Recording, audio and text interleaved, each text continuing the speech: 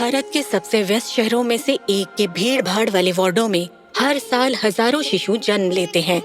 कई समय से पहले बहुत छोटे और बेहद नाजुक। दशकों तक उनका जीवन हमेशा खतरे में रहा, जब तक एक डॉक्टर ने इसे बदलने का फैसला लिया। मानवीय दया का अमृत, डॉक्टर अर्मिडा फर्नांडिस।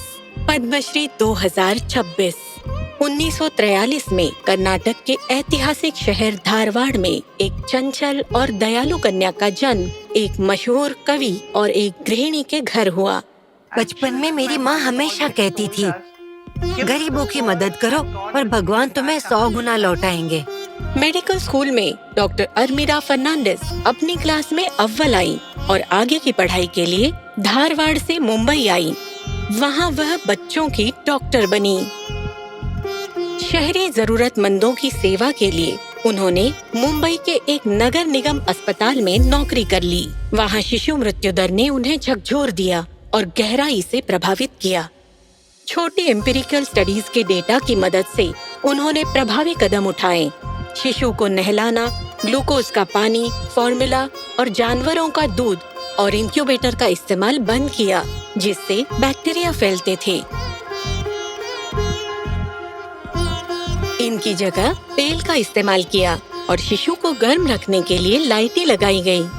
इन्फेक्शन रेट तेजी से घटी, जीवन दर बढ़ी और इनके साथी भी मान गए। ये आसान कदम अब ग्लोबल प्रोटोकॉल है। हालांकि इनकी सबसे बड़ी पहल एशिया का पहला मानव दूध बैंक शुरू करना था। इसका विरोध भी हुआ। मानव दूध बैंक शुरू करने पर कई लोगों ने मुझे पागल समझा, खासकर प्रशासन ने।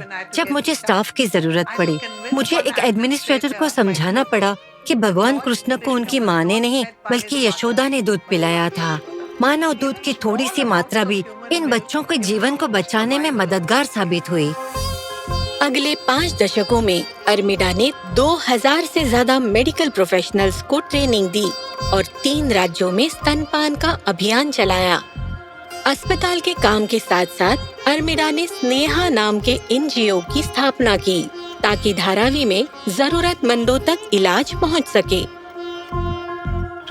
शिशु मृत्यु दर को और कम करने के लिए हमने माताओं के व्यवहार को बदलने पर ध्यान दिया, ताकि वे समय पर अस्पताल आएं और अपने बच्चों की जान बचा सकें। सच्चाई का सामना किए बिना आप हल नहीं पा सकते। चुनौतियाँ अलग सोच चाहती हैं। एक समय मैं जिसे मंथन करना कहती थी, आज उसे इनोवेशन कहते हैं। यह मत सोचो मैं ही क्यों। दुख से बदलाव आता है। हमें सोचना होगा कि उन तक कैसे पहुंचा जाए जो हमारे पास नहीं पहुंच सकते। डॉक्टर अर्मिडा फर्नांडिस, पद्मश्री 2026। कोटि कोटि नमस्कार।